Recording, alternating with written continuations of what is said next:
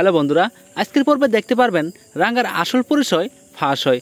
রাঙ্গা যে শুধু একজন তীরন্দাজ নয়, বরং সে কারো হয়ে তদন্ত করছে। হয়তো সে গোপনে এজেন্ট বা তার পরিবারের সঙ্গে আরোহীর পুরনো শত্রুতা আছে। তাই আরোহীর প্রেম নয়, প্রতিশোধ।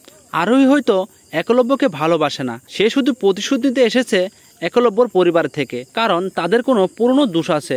এদিকে একলব্য পাল্টে যাবে।